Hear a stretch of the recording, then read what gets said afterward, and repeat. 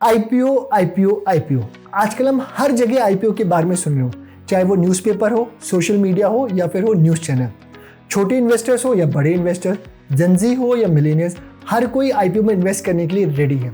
काफ़ी लोगों को बजाज हाउसिंग फाइनेंस के आईपीओ में हुआ अच्छा फायदा, वहीं काफ़ी इन्वेस्टर्स को हुआ हुंडई मोटर्स के आईपीओ में लॉस। हेलो गाइस, मेरा नाम विपुल खंडेलवाल है। मैं एक qualified chartered accountant, company secretary and certified financial planner हूँ। आज के इस वीडियो में हम जानने वाले हैं आईपीओ के बारे में कंप्लीट इन्फॉर्मेशन, जहां पे हम बात करेंगे आईपीओ क्या होता है, कंपनीज आईपीओ क्यों इशू करती हैं, types of IPO, categories of IPO and आपके सारे डाउट्स आईपीओ से रिलेटेड क्लियर करेंगे इस वीडियो में। इसको जरूर देखिएगा। चलिए शुरू करते हैं। So what is IPO? That is initial public offering. जब कोई भी कंपनी फर्स्ट टाइम पब्लिक में पैसा रेज करने के लिए अपने शेयर्स को ऑफर करती है और इन्वेस्टर्स को उसके बदले में अपनी कंपनी की ओनरशिप की एक हिस्सेदारी देती है, उस पूरे प्रोसेस को हम बोलते हैं आईपीओ। तो कोई भी कंपनी आईपीओ लॉन्च करती क्यों है? किसी भी कंपनी को रन करने के लिए या ग्रो करने के लिए पैसों की जरूरत होती है। अब या तो ये पैसा वो बैंक से रेज कर सकती है एज ए डेट, या फिर आईपीओ के थ्रू इन्वेस्टर से वो पैसा रेज कर सकती है। तो चलिए समझते हैं कि कंपनीज आईपीओ लॉन्च करती क्यों है। सो आईपीओ से पैसा रेज करने के पीछे कंपनी के क्या मेजर मोटिव्स होते हैं? सबसे पहले एक्सपेंशन। जब कंपनी को ग्रो या एक्सपेंड करना होता है तो उसके लिए आईपीओ का पैसा यूज होता है। Number 2, date repayment. कंपनी के पास ऑलरेडी कोई डेट या बोरिंग्स हो तो उसको प्रीपे करने के लिए कंपनी आईपीओ का पैसा यूज कर सकती है। Number 3, exit by angel investor और वेंचर कैपिटलिस्ट। जो कंपनी के अर्ली इन्वेस्टर्स होते हैं, जब उनको एग्जिट करना होता है तो वो नॉर्मली आईपीओ के रूट के थ्रू होता है। Number 4, brand building. कई बार कंपनी को लिस्टिंग होने के पास एक अच्छी ब्रांड बिल्डिंग बन जाती है तो कंपनी इसके लिए भी आईपीओ रेज करती है। तो अब बात करते हैं टाइप्स ऑफ आईपीओ की। There are two types of IPO। सबसे पहले मेन लाइन या फिर मेन बोर्ड आईपीओ। ये normally medium and large scale of companies के लिए होता है जिनका एक ट्रैक रिकॉर्ड हो। यहाँ पे आईपीओ के बाद इनका जो स्पेड अप कैपिटल है वो मिनिमम 10 करोड़ से ऊपर ही होना चाहिए। ये नॉर्मली हमारे एनएससी और बीएससी में लिस्ट होते हैं।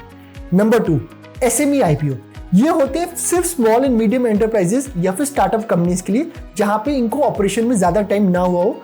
इनका post IPO paid up capital 25 crore के अंदर ही होना चाहिए। ये बीएससी और एनएससी के एसएमई प्लेटफॉर्म में ही लिस्ट होते हैं। तो चलिए अब आते हैं मुद्दे पे कि आईपीओ को अप्लाई करना कैसे है। Step 1, opening of demat and trading account. आपको सबसे पहले किसी भी ब्रोकर के साथ अपना डीमैट एंड ट्रेडिंग अकाउंट खुलवाना पड़ेगा, तभी आप आईपीओ को अप्लाई कर सकते हैं। Step 2, information about upcoming IPOs. अब ये इंफॉर्मेशन आपको आपके ब्रोकर के थ्रू, न्यूज मीडिया के थ्रू या सोशल मीडिया के थ्रू आपको मिल सकती है। इस इंफॉर्मेशन में आपको पता चलता है कि कौन सी कंपनीज के आईपीओज कब खुल रहे हैं। हर कंपनी के आईपीओ का एक पीरियड होता है जहां पे वो 3 से 4 दिन के लिए ओपन होता है। उस पीरियड विंडो में आप आईपीओ को अप्लाई कर सकते हैं। Step 3, applying for an IPO. अब आईपीओ अप्लाई करने के सिर्फ 2 ही तरीके। सबसे पहले या तो नेट बैंकिंग के थ्रू, जहां पे आप अपनी नेट बैंकिंग में एक्सेस करके वहां पे आईपीओ को अप्लाई कर सकते हैं। नंबर 2, डीमैट अकाउंट में लॉग इन करके आप यूपीआई आईडी के थ्रू आईपीओ को अप्लाई कर सकते हैं।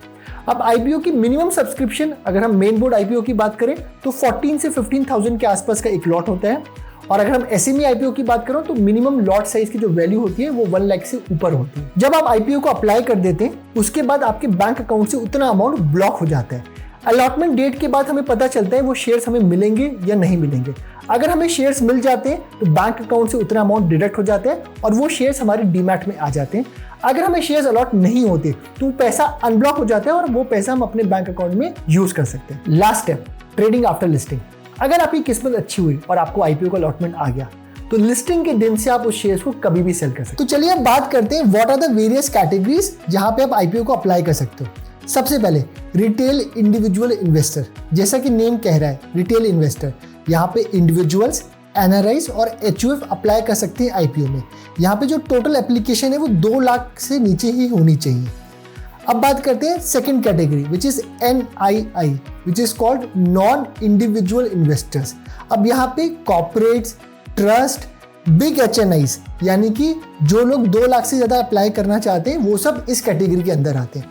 अब यहाँ पे भी 2 कैटेगरीज हैं, one is small HNI, second is big HNI।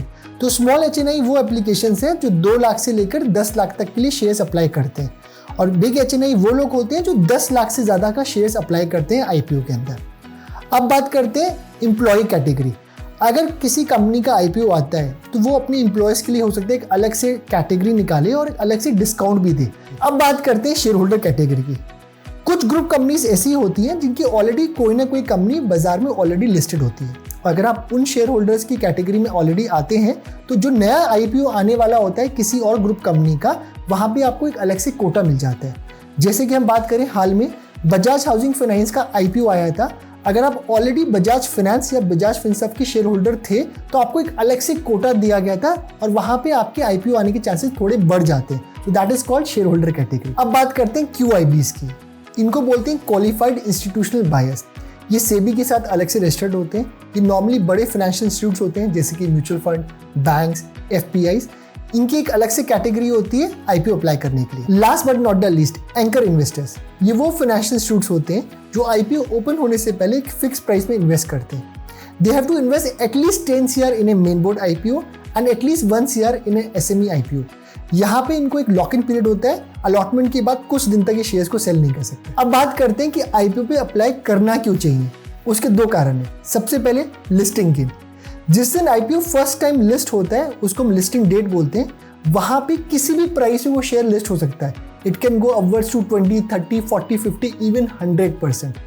Second, long term investments. अगर आपको किसी कंपनी में इन्वेस्ट करना है, आपको लगता है लॉन्ग टर्म में अच्छे प्रोस्पेक्ट है, तो आईपीओ के थ्रू वहां पे आप इन्वेस्ट कर सकते हैं for long term investment. So guys, this is all about IPO. अच्छा आईपीओ एक ऐसे लॉटरी के टिकट की तरह है जहां पे अगर आपका वो लॉटरी टिकट लग जाए तो आपको एक अच्छा लिस्टिंग गेन मिल सकता है। अगर आप भी चाहते हैं कि आईपीओ आपके लगने के चांसेस बढ़े तो हम नेक्स्ट वीडियो ला रहे हैं जहां पे डिटेल एनालिसिस ऑफ आईपीओ और अपने आईपीओ के चांसेस कैसे बढ़ा सकते हैं उसके बारे में डिटेल में बात करेंगे। अगर आपको आज का वीडियो अच्छा लगा हो तो इस वीडियो को जरूर लाइक करिएगा, अपने फ्रेंड्स एंड फैमिली के साथ शेयर करिएगा। कोई भी डाउट या क्वेश्चन हो तो कमेंट बॉक्स में डालिएगा, हम उसको जरूर रिप्लाई करेंगे। Do subscribe to money compound channel and click on bell notification because इस चैनल पे मिलता रहेगा आपको content on investment, insurance and personal finance. चलिए मिलती है अब नेक्स्ट वीडियो में। तब तक के लिए grow financially strong with money compound.